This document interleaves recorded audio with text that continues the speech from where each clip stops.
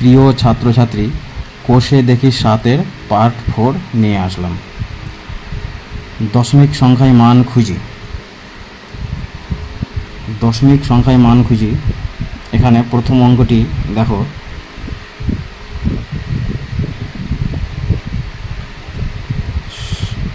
6, 2, 5। নিচে কী হবে? দশমিকের জন্য 1, 3টে সংখ্যা তাই 3টে শূন্য, ভাগ চিহ্ন 5। আচ্ছা, 5-এর নিচে কিন্তু কিছুই নেই, তার মানে আমরা 5-এর নিচে 1 নিতে পারি, ঠিক আছে, যদি প্রয়োজন পড়ে। আমাদের এখানে প্রয়োজন আছে তাই 5-এর নিচে 1 নিলাম। এবার কি হবে? 625 নিচে 1000 বসলো। এই ভাগ চিহ্নকে আমরা গুণ চিহ্নে পরিণত করব, ঠিক আছে। তাহলে ভাগ চিহ্নের জায়গায় গুণ চিহ্ন লিখব এবং ভাগের পরের অংশটা উল্টে যাবে। তাহলে 1 হবে উপরে, 5 হবে নিচে। এটাকে আমরা উল্টে দিলাম। কেন? ভাগটাকে আমরা গুণে পরিণত করলাম, তাই ভাগের পরবর্তী অংশটাকে উল্টে দিলাম, ঠিক আছে।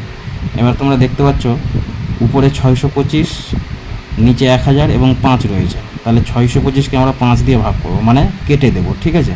তাহলে 625কে 5 দিয়ে ভাগ করি। 5 গেল একবারে, 6 থেকে 5 বাদ 1, উপর থেকে নামলো 2, 12 হলো। 5-এর ঘরে নামতে পারো 2 বার, 10 পাবে।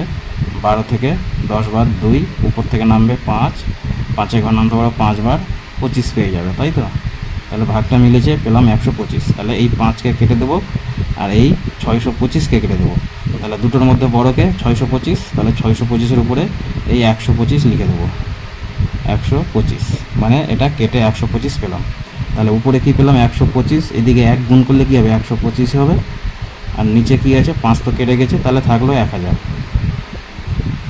এবার দেখো 3টে শূন্য, তাই 3টে সংখ্যার আগে দশমিক বসে যাবে।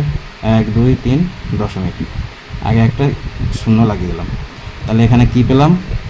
মান পেলাম 0.125।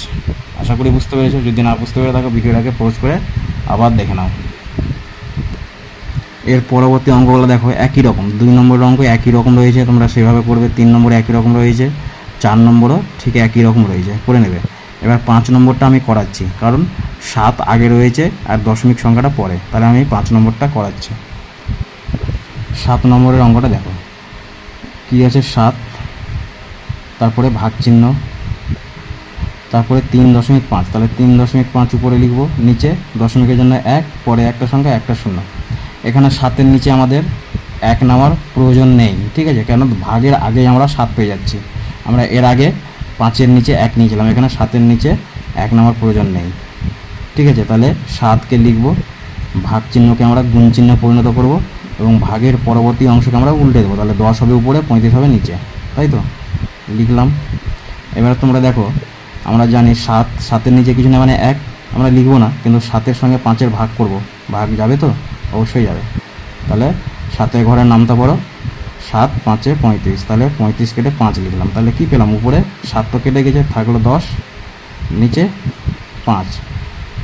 তাহলে এখন এই 10কে 5 দিয়ে ভাগ করে দেবো, কত পাবো? 2। বোঝা গেছে? এখানে উত্তর হচ্ছে 2। পরবর্তী অঙ্ক 6 নম্বরটা দেখো একই রকম। 18 লিখলাম, ভাগ চিহ্ন, এখানে কি আছে? 2, 2-এর নিচে কী হবে? 1 আর একটা শূন্য। তাহলে 18 লিখলাম, ভাগ চিহ্নকে গুণ চিহ্নতে পরিণত করলাম, পরবর্তী অংশটাকে উল্টে দিলাম। তাহলে দেখো 2-এর ঘরের নামতা পড়ো, 18 পাবে তো। 2-এর 2 কেটে দিলাম, 2-এর ঘরের নামতা পড়ো, 9 বারে 18। তাহলে কি পেলাম? নিচে কিছুই নাই, উপরে 9 আছে, 10 আছে, গুণ করে দাও, 9 10-এ 90। এটাই উত্তর। খুব সহজ অঙ্ক। এরপরে দেখাচ্ছি 7 নম্বরের অঙ্ক। একই রকম 2, 8, 8 লিখলাম, দশমিকের জন্য 1, একটা সঙ্গে একটা শূন্য, ভাগ চিহ্ন 1, 2, দশমিকের জন্য 1, একটা সংখ্যা, একটা শূন্য। এবার দেখো 2, 8, 8, নিচে 10। আমরা ভাগ চিহ্নকে কী করবো? এখন গুণে পরিণত করলাম, তার ভাগের পরের অংশটাকে উল্টে দিলাম, ঠিক আছে। 10 উপরে, নিচে 12। এবার 12কে কী করবো? 288-তে 288-কে 12 দিয়ে ভাগ করব।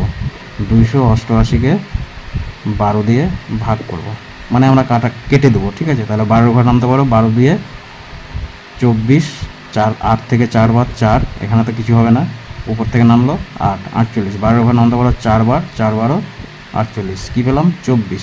তাহলে 12 কেটে দিলাম, কার সাথে কাটলাম? 288 সাথে, লিখবো কি? 24।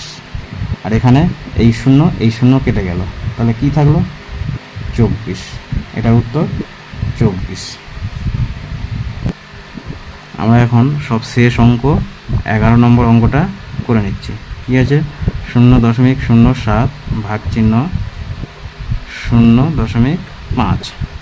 দেখে নাও, উপরে 7, নিচে কী হবে? দশমিক। 1 হবে, দুটো সংখ্যা তাই দুটো শূন্য, ভাগ চিহ্ন 5, নিচে 1 0। এখন কি হচ্ছে? 7 নিচে 100। এবার ভাগ চিহ্নকে গুণ চিহ্নে পরিণত করলাম, ওটাকে উল্টে দিলাম, তাহলে 10 উপরে হবে, নিচে যাবে 5।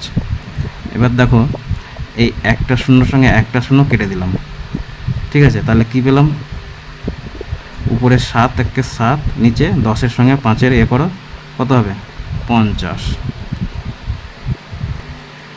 আমরা এখানে 7/50 পেয়েছি, এটাকে ভাগ করে নাও, ভাগ করলে পাবে 0.14।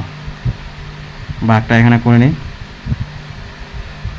7কে 50 দিয়ে ভাগ, 50 থেকে 7 অনেকটাই কম, তাই 0 নেব, আর এখানে একটা 0 বসাবো। তাহলে এখন 50 থেকে 70 বেশি হলো, তাহলে একবারে দিলাম 50। এবার 50, 70 থেকে 50 বাদ 20 যাচ্ছে না, এবার 50 থেকে কম হয়ে গেল, তাহলে আবার দশমিকের নিয়ে এই 0 দশমিক ওইটাই থাকবে, আবার একটা 0 দিলাম, 200 হলো। এবার 50কে 4 দিয়ে গুণ করো, 200 পেয়ে যাবে। তাহলে উত্তর হলো 0.14।